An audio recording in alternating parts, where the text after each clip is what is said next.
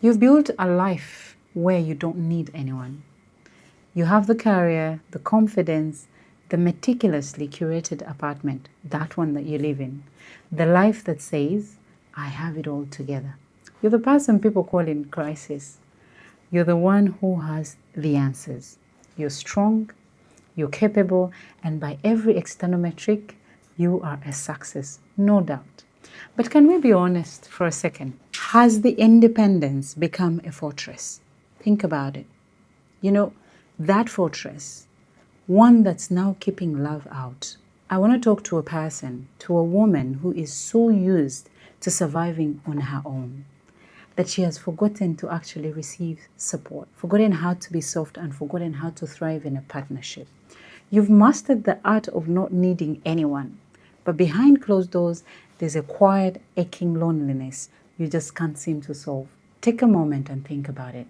If this is hitting home, the first thing I want you to know is that you are not alone in this. In fact, the dynamic is incredibly common among high-achieving, capable women. It's a paradox. The very qualities that helped you build a life you are proud of might now be the biggest barrier to sharing the life with someone else. And the feeling isn't just loneliness, no, it's a profound sense of exhaustion. It's the weight of being the sole decision maker for everything, the emotional labor of being your own cheerleader, your own provider, and your own safety net 24/7.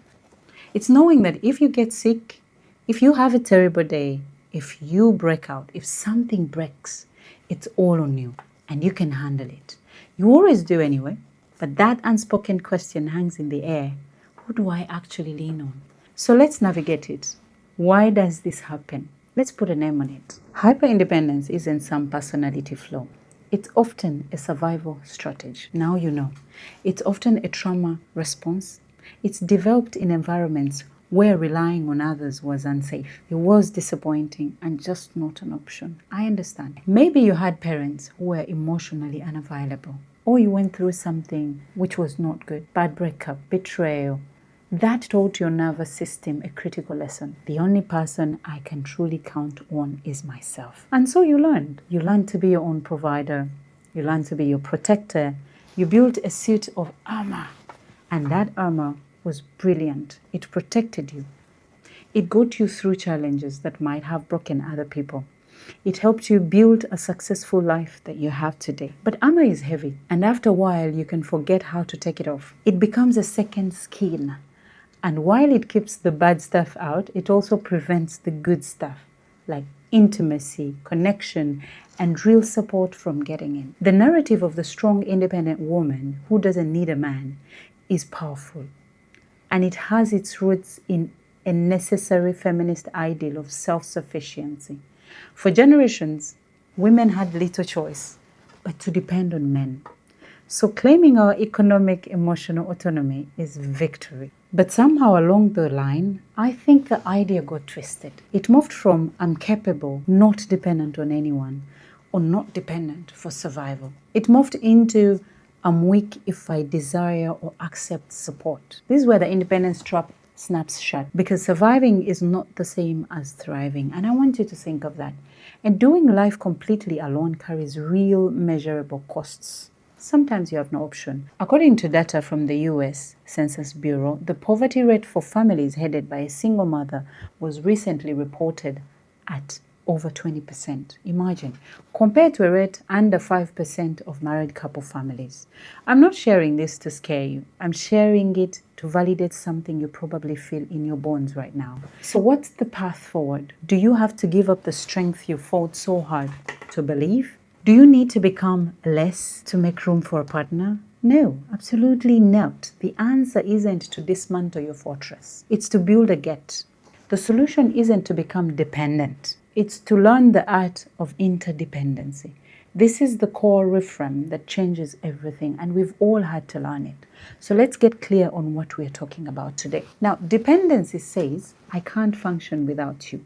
You are my source of worth and survival. This is what we are all rightfully afraid of. But interdependence instead says, I am a whole person and you are a whole person. My life is amazing on its own, but it's even better, richer, and more joyful with you in it. We choose to rely on each other. Hyper-independence operates out of fear. Interdependence operates from a place of wholeness and choice. And the key that unlocks the door from one to the other is vulnerability, which we are all scared of. For the hyper-independent women, vulnerability feels like weakness.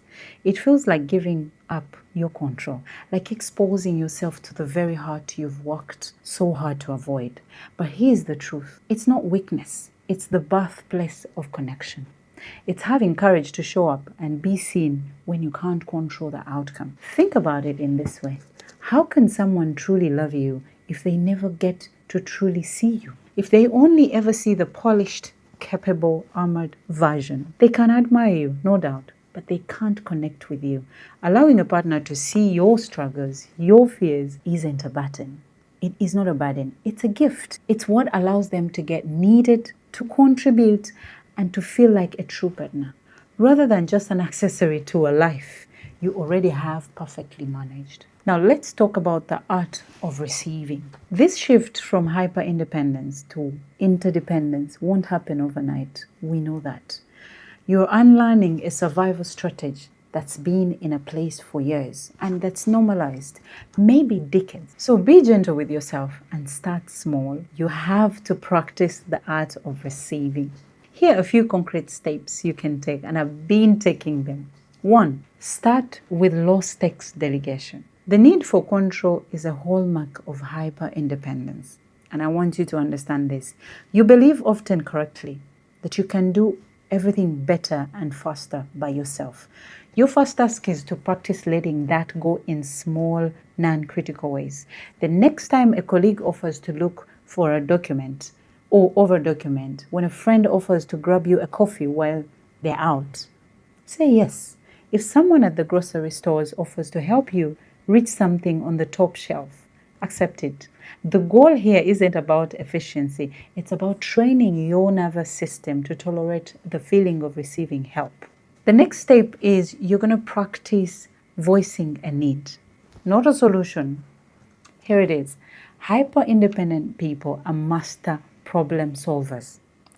When you feel overwhelmed, your instinct is to fix it, not actually feel it. The next step is to practice simply sharing your emotional state with a trusted person without asking them to solve it, to just listen. Instead of silently spiraling, try sending a text to a close friend that says, "I'm feeling really overwhelmed with work this week," or "I'm feeling a bit lonely today." You're not asking for advice. You aren't asking them to do anything. You are simply allowing your inner world to be witnessed by someone else. This builds your capacity for emotional vulnerability in a safe, contained way. I am learning that, and I know you can do it. Step 3 is to redefine your type in a partner. Many successful independent women say they struggle to find a partner who isn't intimidated by them. And while that can be true, and I've seen that, it's also worth asking yourself if you've been unconsciously filtering for partners who don't challenge your self-reliance. You may be drawn to project partners you can fix, or passive partners who will never rock the boat because it keeps you safely in the driver's seat. You enjoy it. I want you to define a truly strong partner, because a truly strong partner isn't one who is intimidated by your strength. They are one who isn't threatened by your moments of softness. They are strong enough to handle your power, but also gentle enough for you to feel safe laying down your armor. Start looking for someone who offers support, not rescue. Someone who wants to build with you, not just admire what you've built on your own. That's very different. This is a journey of unlearning and learning as well, and relearning, and you do not have to take it alone. This community here of Magma Treasures is a space for us to figure it out together. So I'm curious to hear your story. Share in the comment section, what is one small way you can practice the art of receiving this week? Whether it's letting your partner carry the groceries or just asking a friend for their opinion, let's make a commitment to taking that first step.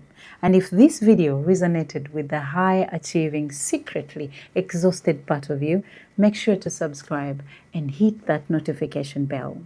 We have so much more to talk about when it comes to building powerful, connected relationships without actually losing the woman you worked so hard to become.